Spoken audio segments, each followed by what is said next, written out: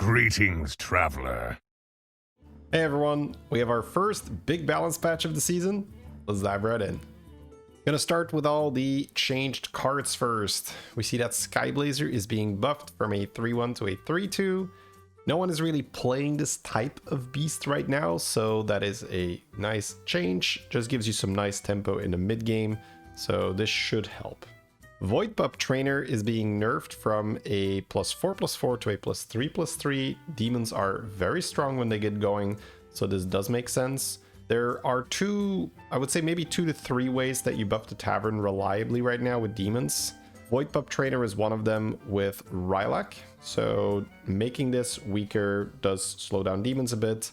The other ways are the Ashen Corruptor. I guess to some degree you can use the staff from the Death Rattle Demon and the tier 6 demon that buffs per consume. But Void Pup Trainer was probably the strongest there because of how much of a multiplier you could get on it with Bran and Titus, so makes sense that we nerf that one. Shadow Dancer, we just mentioned, is going to tier 5, so you can no longer eyes this, but you're also going to see that Staff is being buffed from a +1/+1 to a +2/+2. Now the cost is going to go up to 2, but for Shadow Dancer it obviously doesn't matter because you're getting it for free. So overall that is still a buff to Shadow Dancer. I would say you're getting essentially twice the scaling, assuming you have no spell power. Caligos going from tier 6 to tier 5. They've done it. They've finally done it. Cali is now +2/+2 on tier 5. I think this is a first. I don't think we've ever seen this. So this is just saying, hey man, power creep is a thing. It's been tough on old Cali. Let's just make him a 5-drop. And you know, if you make things lower tier, they're gonna see more play just because people get it faster, easier. So now you're going to have a board of dragons triple into a Cali and you're like, you know what? I guess I'll take it. So I don't think this suddenly makes Cali super meta, but you're gonna see more of it, so that's good. Broodmother goes back to being a 4-drop. That also makes sense seeing as it was originally nerfed because of Carapace. Carapace on tier 4 with Broodmother on tier 4 was very oppressive. So Broodmother essentially, you know, was a strong, very strong 4-drop, but not like, oh my god, this is broken and needs to be removed. But it was moved just simply because Carapace was way too strong, and you could pretty much assemble the whole comp on tier 4 if you triple into Titus. So yeah, that's nice to see that being moved down again. That opens up some more Avenge stuff. And talking about Avenge stuff, we have Ringbearer going from tier 5 to 6, so basically trades places with Cali, but is now going to proc every attack instead of every 2, so that is definitely still a buff. Even though it is harder to get him now, you're getting twice as many shiny rings during the combat, and especially in combination with Broodmother, and if you have a Titus, that's a lot of attacks, right? So you get a lot of attacks there if you have Titus, Ringbearer, get some spell power. This works in really well in particular with the Avenge, the Tome. I don't know exactly what it's called, but it's a greater trinket where every so often, every other 4 Avenges, I think, you increase your spell power. So very nice combo. I had that one time and got up to like 50/50 spell power. Very fun to play with this guy. Then here come the dragon buffs. Are you guys ready? We are seeing a +1 stat boost here on the green Chroma Drake. So instead of just 5 health points, you're getting 6 points total, 4 health points, 2 damage. So that's pretty much always better to buff some attack and some health instead of just health, because you just end up with things that can't kill anything. Same thing if you just buff damage, you end up with things that can kill something but they can't survive a hit. So buffing both is generally preferable. Same thing here with the bronze Chroma Drake, goes from a just 5 attack to 4 attack and 2 health. Black Chroma Drake gains 2 damage and red Chroma Drake gains 2 health. So yeah, they want you to play dragons. They're like, hey, play dragons, play dragons, damn it. Put Cali to 5, buff all the Chroma Drakes. You know, I didn't see them adjust the chromatic tier trinket cost. The lesser one that gives you all 5 Chroma Drakes, that's so toxic. If you're offered that as a pivot trinket, that means you're getting these 4 guys, plus the blue one, which is unchanged, for 1 gold, if it's a pivot trinket. Pivot meaning that if you don't have dragons on your board, sometimes the game will offer you a trinket that's out of your colors, right? Something that isn't part of your board right now, and then because it's not part of your board, they'll make it cheaper. So when you're offered the tier as a private trinket, it's 1 gold. Like at 3 gold, this is still a very good lesser trinket. So yeah, that's a little crazy. But you know, you don't really end up in dragons, so dragons do need the help. It's just gonna make that particular trinket extra toxic right now. Waveling gets nerfed from 4/4 to 3/3. Yeah, it was a little too good at 4/4, absolutely. Engine being toned down from 8 to 7 again. Yeah, I mean, it was 7 before and it was a great card, so going up to 8. It was because Acid Rain was removed, but I think they may have underestimated how good the current combo is with the Leyline and then Belinda. It's like very, very strong. So yeah, Engine is very good on +7 still. Azerite, I'm surprised this isn't getting more of a hit. I thought it was going to go at least to 2/2, but they're being pretty cautious here with this nerf. So they're going from 3/3 to 3/2, which, you know, given that it still works with Belinda and ley lines, if you get online with an Azerite and you have, say, a Rylak and you're generating a handful of ley lines every turn, that's a lot of tavern buffs. So yeah, cool. Still pretty good. Moonsteel Juggernaut goes from 1 6/6 satellite to 2 4/4 satellites. So yeah, that is a massive, massive buff. No one's playing this really. The reason this was good back in its day was you had a dragon that triggered end of turn effects. Now I'm not sure which other end of turn effects are in the game right now. I think Harbinger, right? So that kind of already breaks it. So you could technically bring that dragon back to make Moonsteel good again, but I think without that dragon it's just too slow. But that dragon basically had a battle cry, trigger the end of turn, and then obviously that would stack with Bran and Drukhari.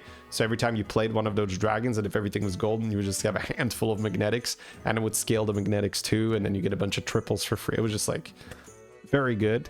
But without that card, this feels a little too slow. So maybe when you're getting twice the satellites, suddenly we're doing something with it, but demons get so big, elementals get so big, right? So I don't think this is going to be able to compete. All right, so there was a hotfix before that we didn't cover on the channel, generally because these hotfixes are fairly small. There'd be a very short video, and they're not even posted in the patch notes sections. Like, it's just like on a forum. But part of that hotfix was the Mama and the Papa Murgleton went from 3 to 2 in terms of buffing. But now in this patch, they're also lowering the tier from 4 to 3, probably to reflect that nerf where they are weaker now. So instead of having to buy that as a 4-drop, you can now pick them up as a 3-drop, which I think is fair. That's definitely a nerf that we have felt. Family Murlocs were pretty strong, pretty popular. And after that hotfix, I honestly haven't really seen anyone play them. It is a very significant nerf, of course, right? That tones down your scaling a ton. And same thing for the Papa Murloc here, going from tier 4 to tier 3 for all the same reasons. Then we have a logical and needed change here, which still surprised me that Diremuck was released in its previous iteration. Now, instead of summoning the highest attack minion from your hand, you summon the highest attack Murloc. They had to do this with base skill as well, which is why I was so surprised that they released this saying, oh, it's minion, because we all know what the players are going to do. I can summon any minion. You mean Leroy? Same thing with base skill. People were just holding Leroys and Spores. Super degenerate stuff. And it was no different here. I saw Beater Babbitt having a board of 5 golden Diremucks, and then his hand was literally just scam, scam, scam, scam, scam, scam, scam, scam, scam, scam, scam, scam, and a little bit more scam. So it's just unbelievable. Oh, and then he had like 2 golden Bowel Spitters on his board, of course. So yeah, great change, but like, why do we have to go through this? Like, in the future, let's just not allow cards to summon scam from hand, right? Let's just do that. Then Courier, I talked about that in my season review. They just go this from 1 attack to 2 attack to 1 attack to 2 attack to 1 attack to 2 attack. So I think it's just a button they press whenever pirates are a little weaker around that time, or the card is just underperforming. Like, all right, press the button. Boop. Oh, it's a little bit too strong now. Back to 1. Boop. It's a little bit too weak. Back to 2. Right now, very often this does go to tier 4 when they make it buff for 2, and it's staying on 3 now. So yeah, that is a nice 3-drop to pick up right now. Dual Wield Corsair going from +3/3 to 3/4. I don't think that changes that much. This is just it's also a 3/4 now instead of a 2/4. But just a nice tempo card to take if you're going to spam gold. Skipper is a great example here. If you have a Time Warp Skipper on your board, this card becomes so much better because it's much easier to spend gold. Ooh, another big change here. Ship Jumper is going from Death Rattle to Rally. So this change was necessary simply because you could quite easily get this into the thousands of damage with either Mutinous or just purple bounties or back-to-back or whatever targeted buffs you have. And then you add Titus and Macaw, and suddenly you're killing like 6 units with 1 Macaw hit. That's probably not fair.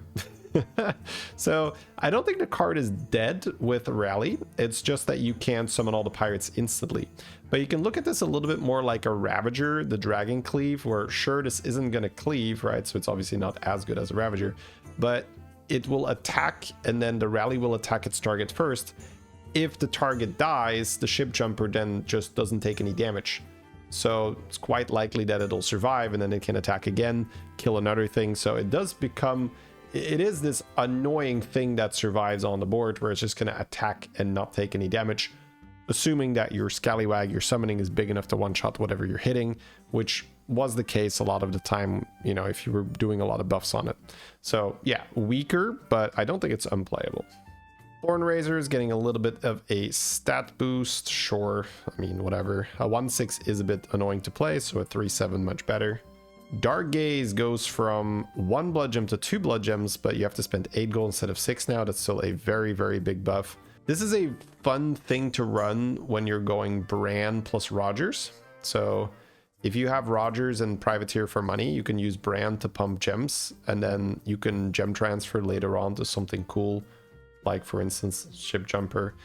But I would say that the spell power strategy for bounties, you know, back to back, and just in general a lot of other stuff outshines this. So if you have that kind of money, you're generally not really looking to pivot into Quillbore. And if your board is mainly Quillbore, which makes this guy better, you don't really spend a lot of gold, which makes this guy unplayable. So it's a bit of a conundrum for Dark Gaze Elder. The fact that it only buffs Quillbore, it makes it so niche. You pretty much only play this if you have like a way to get infinite money. So it almost always involves Bran, and it's already not buffing Bran. And then you probably need Pirates for extra money, and it won't buff the Pirates. So just a bit of a weird card in today's meta. Ritualist getting a big stat boost. It's a 5/7 now instead of a 3/6. This card is just fine on tier 4. Pretty happy to buy that, especially if you have a Bacon and you still have the 2 gems, or if you've just played a Foodie or something at 4 gems. Very nice cards. Gold gain in the mid game, pretty much always premium. Runer is +2/+2 again. They nerfed it quite a bit from 2/3 down to 1/2 because they turned it from a 4 into a 3, and obviously it was, you know, try to bring down the power level a little bit. But yeah, probably still struggling, so going to +2/+2. Eternal Night. Oh my god. So first it's +1/1, then +2/1, then +3/1, then +4/1. Now it's +4/2. I mean, if you have a pair of Eternal Knights, I'm already buying it at 4/1. So at 4/2 is wonderful. It might even like hinder the scaling a little bit too much, where your knights are now not dying. So, but yeah, it's so hilarious how this card is just, it's like, take Eternal Knight out of the game. No, you'll play it whether you like it or not, right? And I don't mind that. I think that's fun. But yeah, if you have a pair of these on tier 2, 100%, right? Just slap a pair down, and that's going to do quite well. I was already pretty happy with my game where I had a pair of these at 4/1. So Weaver back to 2. Oh, okay. So bounties with Privateer cast extra times, and you're the one casting the bounties, so that works with Weaver. So that is a Giga attack pump. That seems like fun. So I think that is a comp. You'll see that they nerfed back to back, so we'll talk about that on that slide. So when I'm looking at this, I'm always thinking about, okay, if I have the money with Pirates, would I want to spend it here? Would I want to spend it elsewhere? So we talked about that with the Dark Gaze, the Quillbore, that was like kind of like whatever. But with Weaver being twice as good now, and you spam so many bounties so easily, you might see a kind of a comeback of that Pirate Undead archetype, where you just spam so many bounties, and then in the late game you sell your Pirates, and you just play Striker and Handless, and put like Eyes on the Handless, Reborn on everything. So yeah, I'll definitely mess around with that. It seems, you know, Should be decently strong at least. Crasher is now 2/2. So very specifically, this works with Belinda and Lava Lurker and the Surf and Surf. So even though the wording is not intuitive there, because Lava Lurker says the first spellcraft played is permanent, Belinda plays 2 spellcrafts, and they're both permanent with Lava Lurker. So if you have the crab with Belinda and the Lava Lurker, you're gaining twice as many death rattles. So very, very specific, very niche, but very fun if you can pull it off. Because Lava Lurker with Crasher is already a comp that is decent, you know, assuming beasts are in, so you can trigger it with Macaw. But with Belinda, it's now twice as good. So very, very fun to aim for, and now stronger with the +2/+2. Blanchy gets double the stats. Sure, that's good tempo. Right now, you don't really buy a Blanchy for the tempo. You generally just buy Blanchy if you can buff it. So this might help you stabilize if you triple into it. Not bad. Tycoon goes from 4 to 5. So maybe too many people were playing this with eyes. I don't know. I haven't really been oppressed by Eternal Tycoon boards. So I don't know. This change is a little weird to me, but I'm sure they have their reasons. It's like some data. I don't know. Maybe they needed space on tier 4 for undead. I have no idea. Radio Star, yeah, this is just a change that makes a lot of sense. It now says get a copy of the enemy minion that killed this, so you can no longer use Grave Robber on this and farm unlimited triples. This was absolutely a thing that people abused at every chance they got it. The first time I saw it, I was like, wait, that's illegal. Then I proceeded to do it many times because like, hey, wait, this is not against the rules. This is crazy. I'm just getting a bunch of free triples. So yeah, I think Radio Star got disabled after that because I didn't see it come back. That might have been in the hotfix. But now, you know, it's going to be available, and you should no longer be able to abuse it with Grave Robber anymore. Okay, here is a big one, chat. We have back-to-back going from repeat for each other back-to-back you've cast to your future back-to-backs give an extra 4/4. Now, why does that matter? Spell power. If you do not cast it again, it doesn't take advantage of the spell power. So let's say you have 20/20 spell power and you get the buff, so you're getting plus 24/24.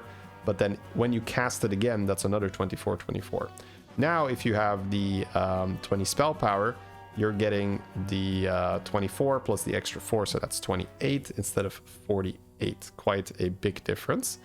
And obviously, the more back-to-backs you've cast, the more it's going to take advantage of that spell power. So very, very, very big deal. So before we had Belinda with spell power, with end of turn, the Harbinger, put the back-to-back in your hand. And it was just like ludicrous, right? Like incredible synergy with spell power. Now, the devs have made a comment about this, that back-to-back wasn't really a power outlier. And even though you can meme on them and be like, what are you talking about? Not an outlier. What they mean is that when they look at the win rates, going back-to-back was not crazy good for your MMR. And that is true because so many people try to go back-to-back and so many of them fail. So the fact that someone that wins the lobby is playing back-to-back is offset by the 3 people that tried to do it and lost. But that doesn't really tell the whole story, right? Which is why the devs are in touch with the community, which is why they did nerf it. The feeling of, oh, someone playing back-to-back survived, it's now over, I have literally 0% chance to outstat them. That's a horrible feeling, right? You don't want to have that feeling like, oh, okay, it's over. Like just knowing like, oh, this guy plays back-to-back and he survived, it's over, right? Because it's even hard to scam because you can buff literally anything. This is not restricted to any type. So you can buff shield, you can buff cleave, you can buff Blanchy, and people were doing that. So it's hard to scam someone as like 2 gigantic Blanchies.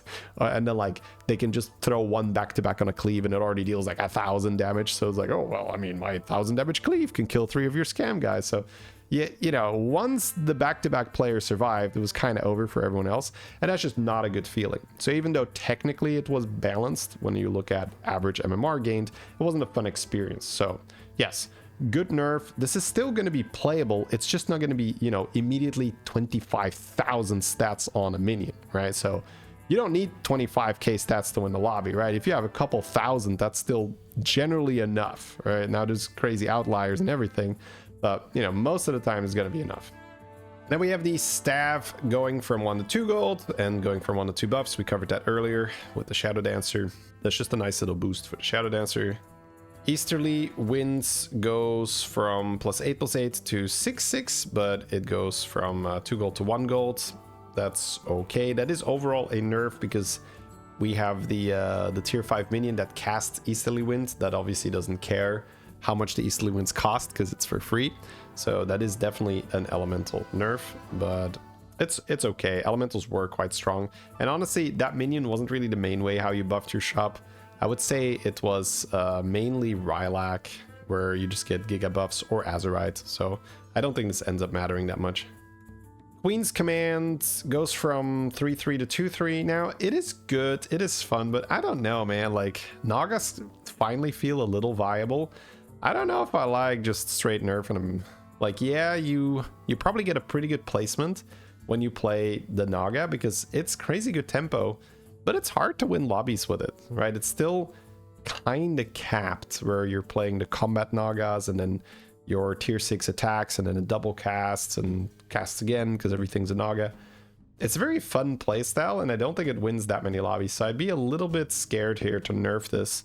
Where, yeah, I think this is sort of the reverse story where in the stats it looks like Queen Command is dominating because people get a lot of MMR when they play it on average. But I think it's harder to win lobbies with this. So it's like the opposite experience of back-to-back. Like, harder to win, but much more stable. Back-to-back, very unstable, but very easy to win once you survive. All right, then we have some removed trinkets. Very good change here. Nobody likes playing this, so let's just get it out. To put it very blunt, very straightforward. This is just a pure bonus because when you have Gilded Anchor's in there twice, but it's supposed to be the small and the big trinket, so just pretend it's the big trinket. The big upside here is that you don't just want to do balance, you also want to do fun, right? And if there's trinkets that nobody likes picking, it really feels like you were offered 1 fewer trinkets, or if you got 2 of these, 2 fewer trinkets in your offerings, and that's not fun. It's way more fun if you have 4 fun trinkets to choose from. You're like, ooh, which one do I want to apply to my specific situation here? You don't want to be like, well, it's not these 3 because they suck, so it's automatically this guy.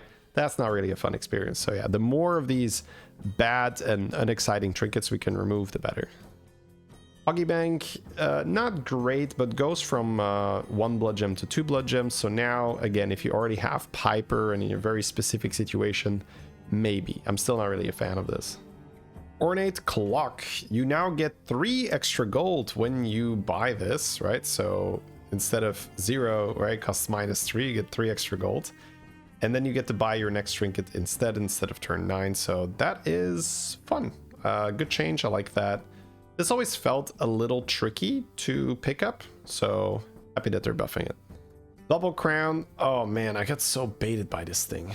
So it says once you cast 10 spells, your tavern spells give an extra 3/3. One would assume that that's repeatable. Well, it is not. Oh my god. So now you get +5/+5, and I assume it's still not repeatable. It'd be pretty crazy, right? It'd be pretty easy to get a lot of spell power that way, but still, I'm taking it for like maybe now sometimes +5/+5 spell power, but ugh, right? The fact that it released in the initial form where it was 1 time and it was +3/+3, like super baity, right? There's nothing here that sort of assumes that it's a one-time thing, right? At least for, you know, for power level, you'd be like, well, there's no way this is a one-time thing, right? It's like a whole lesser trinket for +3/+3 spell power. Ooh, right? But yeah, okay, well now it's 5/5, so I mean, sometimes okay for like a one-time boost, but it's so hard on turn 6 to be like, you know what? I think spell power is going to be great for me, right? It's like, it's so hard to predict that early on. So it really has to be a specific lobby type thing where pirates are in and then you get spell power on your bounties. Like, then okay. I think if you have like bounty generation on your board when you see this come your way, sure, right? I think that's like one of the only ways I would do this. Bluegill is 4/4. Yeah.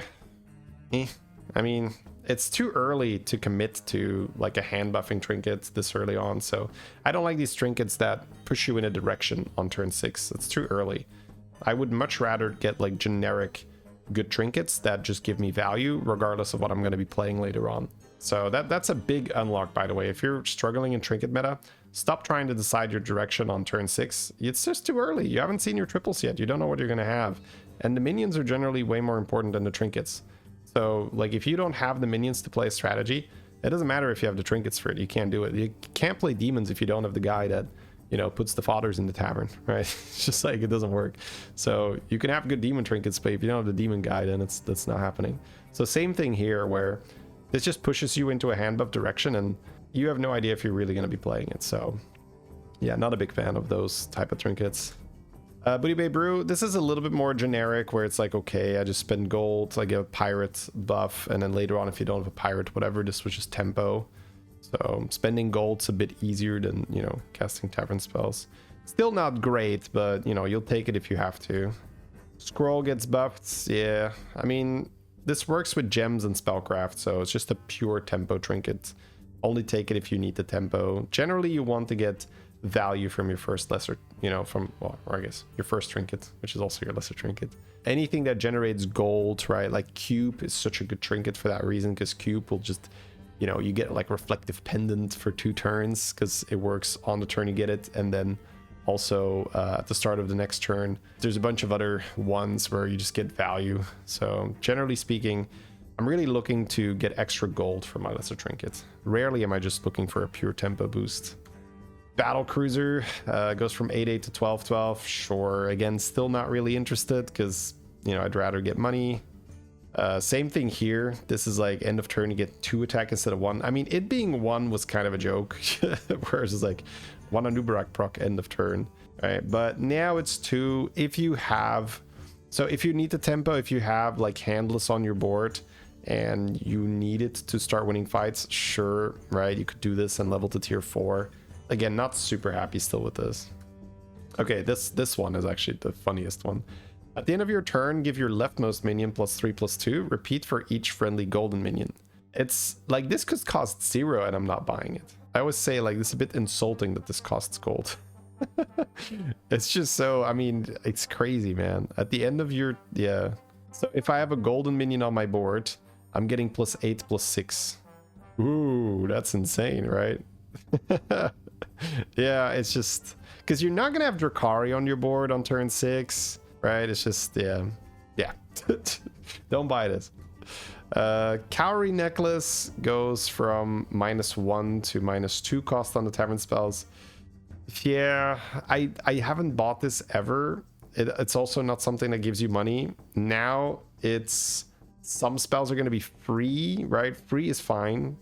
Cheap is like okay, free is good, but it's still not really generating value, and you still have to pay 3 gold for it here. So I think this one I could be wrong about, just because at some point being able to spam tavern spells, there's ways that you break the game with that.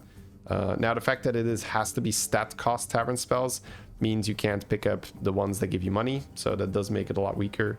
My instinct is still that I don't love this for all the reasons I mentioned before.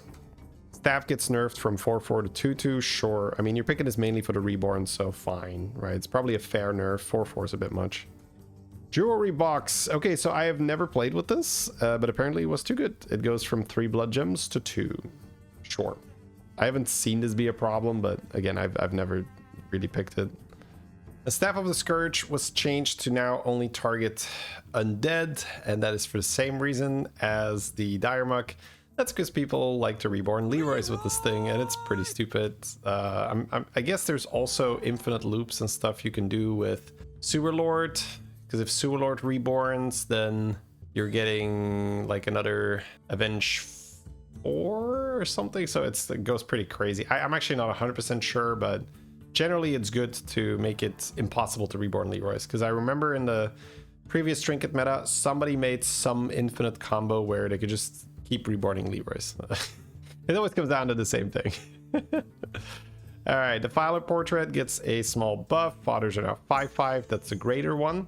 So yeah, this is really weak for a greater one. So even this, like, you would have to have a crazy good fodder setup to be like, oh, okay, sure, I'll just take a fodder buff. But it needs to be like your only missing piece. Otherwise, you know, what are you doing getting a Woodland Defiler for a greater trinket? It's just very bad value. Agam Sticker plays 5 blood gems. I haven't really seen this for both myself or my opponents. you gotta have like Drakari and then have a specific setup with a lot of gems. But if you have that and beasts are in, then you're pretty much always better off playing the Rylak plus Gem Smuggler version. So yeah, pretty niche this one. Oh, that is a huge buff here. Curator sticker does go from 0 to 4 gold, so quite a bit more expensive, but you now get a golden mishmash. So presumably you can also just play that to get the triple reward. So now you're getting to discover a 6-drop, and you have twice as much scaling on your mishmash, because the golden mishmash gets twice the stats the amalgam gains. Very nice. Very, very nice. This is already pretty toxic to have this trinket in a mech lobby, because what people will do is they'll just have reborn amalgam and then just resummon it over and over with Kangor. Really annoying, really toxic. So yeah, not a fan of that combo being in the game, but the original intended use of mishmash amalgam is fun, right? It's just a bunch of scaling. Scroll, like the small one, gets buffed. It's again just a tempo tool, especially as a greater trinket. You only take this if you are in deep trouble and you just need to survive another few rounds. You say, okay, let me just cast a bunch of spellcraft, let me just cast a bunch of spells, and hopefully I can make top 4. That's generally what this trinket amounts to. Copper coil gets buffed. Seems too slow, right? Still 3/3 per magnetic. It's much better to just get giga buffs on the tavern or something and play magnetics like that. So yeah, not impressed by this one. This one is 6/4. Again, similar to the scroll one, right? It's like a pure tempo greater trinket. You take this, you're generally just not very happy with it. I guess sometimes you have such an insane board and you're below damage cap and you just need to survive. Sure, right? But most of the time you just take this and your board is not the nuts, because generally if your board is the nuts, you're not in trouble. And if you're not in trouble, why not just take something that snowballs much harder than, you know, +6/+4, which is going to fall off crazy fast. Panpipes is doubled. So this is like a lot of spellcraft with Naga and then Drakari and buff cleave. You know, I haven't really seen it pop off. Maybe now that it's doubled, I'll give it a try. Still maybe. Boom's Monster is now every turn. Okay, sure. I mean, this needs Electron, I think, right? So Electron was first when you cast spells, right? So that's a Time Warp Electron, that's the unnerfed version. But then Electron got nerfed to end of turn, but that was still okay, like end of turn Electron and then Boom's Monster. Essentially, you need a way to generate a ton of magnetics. So I guess if you have the Moonsteel and you have Drakari there and you generate a lot of magnetics, and then you get Boom's Monster Portrait, maybe, right? But that's a lot of, you know, that's a lot of setup to make this work, because generally Boom's Monster was designed to be in the same set as Electron, because Electron just generates a bunch of magnetics and then Boom's Monster is a payoff. If we're getting the payoff to something that's not in the game, not really a great card. Right? Ooh, that's a nice buff. Peace Bloom to 3 Tavern spells. Yes, because I would say that Peace Bloom is definitely like just a bad value trinket in its current form of the 2 Tavern spells. You'd much rather just get like 4 extra gold per turn or discover 2 spells per turn. But now there's an upside where you can get 3 Tavern spells, so I like that. Good change. Shaker Portrait gets nerfed to only 1 extra copy. Now we did see a Deep Blue buff, so maybe that's to offset this a little bit. But I guess Deep Blue in general was a little too weak, but then when people hit the Shaker Portrait, it's a bit too strong. So that's, I guess, how they're balancing that out. Okay, this was actually quite good. I think in my original review, I glanced over this, but Magnetics only costing 1 with something like a Quartertron being in the game with Jouster. Jouster is now really nice for if you magnetize it, it buffs your whole board. So that's also a good payoff for the Moonsteel, right? So yeah, if you have Jouster plus Electrode, you just roll and you buy Magnetic every shop. It costing twice as much is a huge nerf. So I'll probably still try this, just because it's fun to stack Electra Quartertrons. But yeah, big nerf, it going to 2 instead of 1.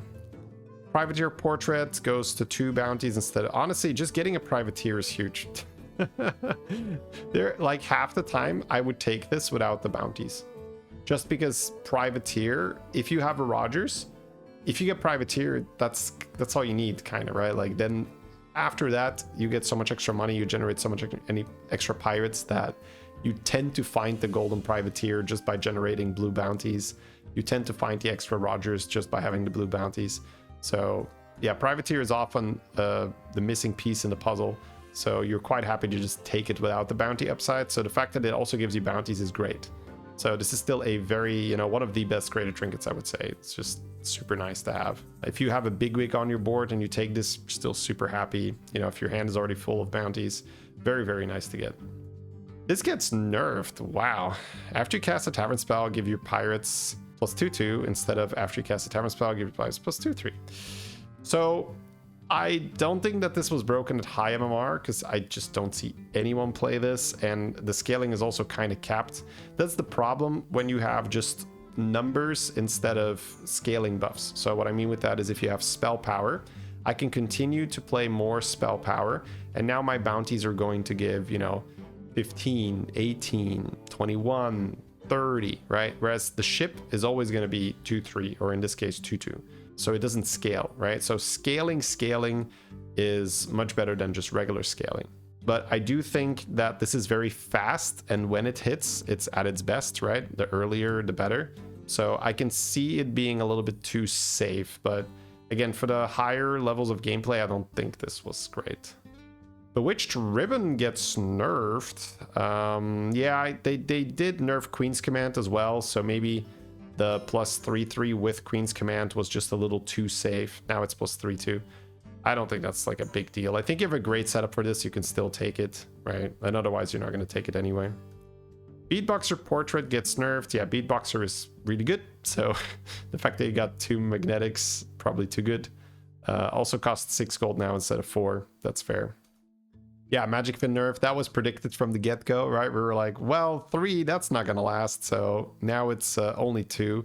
Now it is down to 3 gold, so still a wonderful, wonderful thing. Compare that to Peace Bloom, right? It's actually so crazy. Wow. Wow, Peace Bloom was 2 spells, Magic Fin Sticker was 3, and Magic Fin Sticker, you get 1 gold back immediately because you can sell the body, and if you have Bran, it doubles it. Jesus, man, I'm now only realizing, like, how was Peace Bloom and Magic Fin Sticker in the same rotation? Like, yeah, I get it. For one thing, you pay 1 gold, and for the other 5 gold, but for 4 gold, I get, like, a trinket that's crazy, crazy better. Like, yeah, of course, deal, right? Like, you recuperate the gold almost immediately. Because you buy 3 spells, that means you get 3 1/1s you can sell. So effectively, you only pay 2 for this, right? So it was basically the same cost as Peace Bloom. That is disgusting, right? Well, that's not true. That's not true. The Peace Bloom makes the spells free. Okay, it's not true. But I mean, still, like, you don't care, right? Sure, they were free, but I'd much rather just get doubles of spells that I want anyway, right? Yeah. Okay, well, kind of crazy. I just had this, like, realization, like, but yeah, okay, deserved nerf and still very good trinket. So that tells you how good it was before, huh? Well, it was like a windmill slam before. It was like, oh, magic sting, bam, taking it. All right, so then we have some generic trinket buffs. All of these are going to be 1 gold cheaper. So Magician's Top Hat started at 6, and now it's at 3 after the hotfix, and now it's going to go down to 2. So at 2, yeah, I'll take it, man. I'll just fill up my board. I actually don't mind this at 3 when my board isn't full, so sure. Kaleidoscope, 1 less. Really? Discover tier 7. Yeah, I guess people get greedy with this and die, but I don't think this is a bad trinket. So I'm pretty happy with that. Goldenizer for 0. Same thing. People get greedy and die. What else do we have here? Yeah, these are just, honestly, some of these could do with getting removed, right? Blingtron could be removed. Base Skill Portrait could be removed. Crowbar could be removed. Balladist is still fun. And I guess Ini is, like, still fun-ish. So, yeah, some of these could definitely do with just getting removed. Holy Mallet could be removed. Honestly, Keychain, right? I know it's a dragon trinket, but it's just not, I feel like people don't take it. Yeah, I mean, not much stands out here. Ooh, this one's fun. Yeah, so 2 gold less on Postcard. Postcard is very fun. It does need a little bit of help, but very, very fun now that the Dark Crest spellcraft is in. When this was originally introduced, I believe Syllabus was also in the pool. So that made it significantly better, where you could get the Syllabus spellcraft, and that would then generate a spell, and that spell could be something like Chef's Choice, which give you another Naga, which gives you another spellcraft, and so on. So the more value spellcrafts that are in, the better Postcard is. The only value spellcraft that we have is the Dark Rest one, which generates a Naga. But that's a very, very good one to get because, again, you're just getting another spellcraft on top. And then another fun one to get is just Spell Power. So Spell Power and Dark Rest, those are really the ones that stand out where you're very happy if you could cycle a bunch of those. And then Nala being 2 gold, yeah, sure, that's fair. Nala is, it's just not really a valid direction to play for the late game because you see what people have, right? People have boards of like 4,000 stats demons. You're not playing enough spells to get like 4,000 stat menagerie. It's not happening, right? So Nala cannot compete with that. Same thing with like a good Pultron board, or what else did you have? Like before the nerf, like a good Murloc board, a good back-to-back board. It's just like, you're not going to compete with menagerie because it's exactly the same thing, right? It doesn't scale the scaling. The Nala is just going to be, what is it, 4-4 or 4-3 or something after the trinket buff, or maybe it's like 5-4 even right now. But it's like a static number. It cannot compete with these scaling strategies because the fodders, you just keep making bigger fodders and then you start eating like 100 from the shop, and again, Nala's not going to compete with that. Then we have some nerfs on trinkets, so these are going to cost 1 gold more. For most of these, that makes sense. Yeah, like Water Wheel being too good at 1 is interesting. I did not like this in my initial review, and I haven't played it since, so maybe I will pick it up. Maybe I underestimated this, if they feel like they have to nerf it. Rewinder Portraits, meh, I don't know. I guess it's safe. People get MMR when they pick it, because suddenly your mid-game is a lot better, so sure. Anchor getting bounties, yeah, 5 gold now. That's getting quite expensive. Tapestry was insane. Yep. After you refresh 3 times, the highest tier minion will cost health instead of gold, so that's where the Rewinder is very important. But obviously you can't get the Rewinder Portrait and Tapestry unless you're Marin. Tome, yeah, Tome did really well with like the Broodmother and just in general, like Undead. You play Tome and then get a bunch of spell power, and then your butchering scales with spell power now, so you can play Belinda plus butchering with spell power from the tome. That's very, very strong. Embers, you can just freeze 1 minion for the rest of the game and it will double which is good if you have Leyline, because then you can just copy the stats from that minion. It's even better if you have Zarjira, because then you can copy the minion over and over. It's a little niche thing, but if you ever get it, you're just like, oh, okay, I'll just make a big guy in the shop and then I just freeze it. And as long as you buy a minion that the shop has to refresh or a spell, then you still get the proc from the embers. So it's a little bit of a trick. If you start with like a 200 in the shop, then it's 400, 800, 1600, and so on. So it goes quite quickly if you have that ley line to take the stats every time.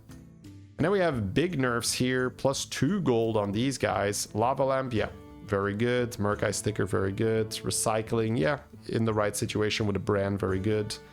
Reinforced Shields, never picked it. Kind of comes out of nowhere. I'm like, okay, minions are being summoned with Divine Shield. Maybe people are scamming with this, I don't know. Calligraphy, wow, 6 gold calligraphy. Whew. Yeah, pretty good if you have like Bach and the 2-drop that spawns a little taunts. That's quite good. And then the last change is that Mr. Clock is now banned in duos, which honestly probably should have been there from the start because people said that was going to be broken.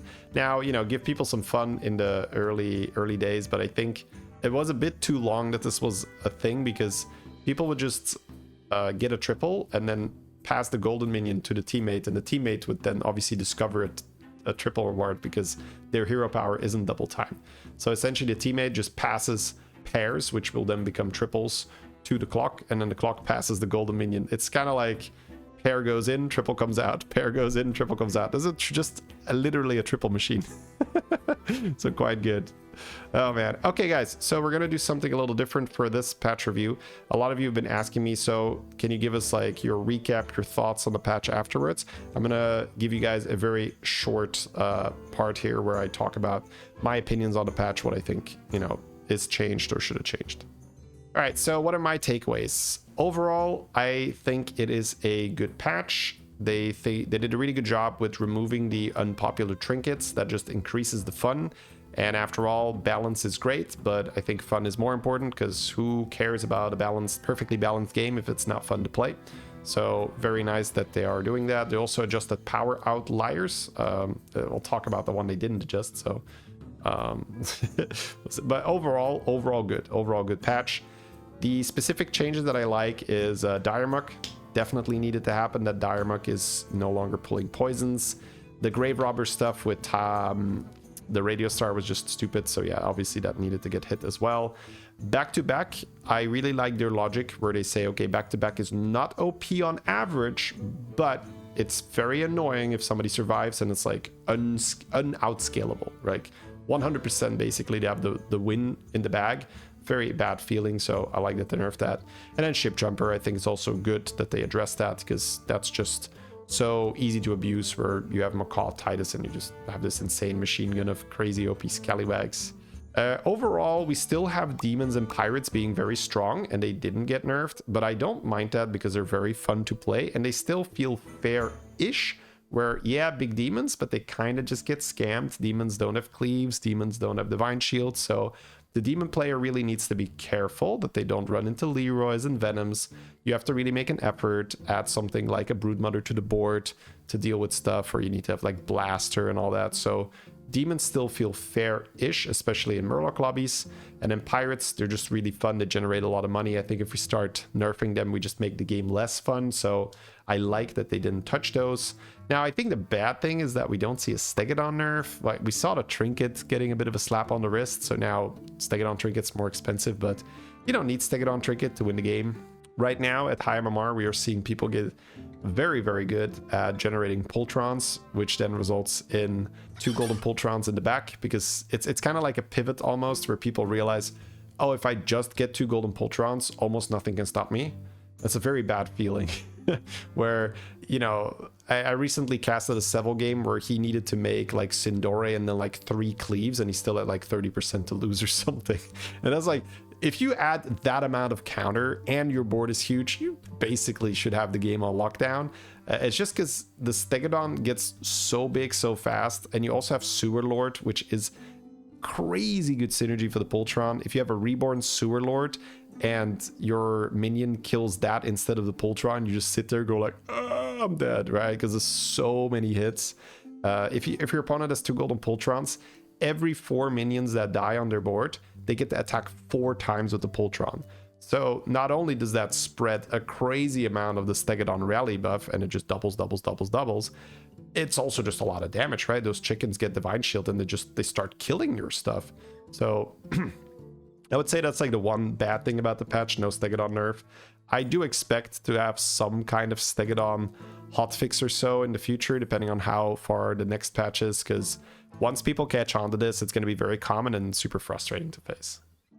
All right, guys, that was the patch review. Was a nice first patch of the season. As always, please let me know in the comments if there's anything I missed, something you disagree with, or just like a cool combo you'd like to share. I read every single comment on these types of videos. Also, let me know, how did you like the little segment at the end? Should we do that again? Was it a little boring?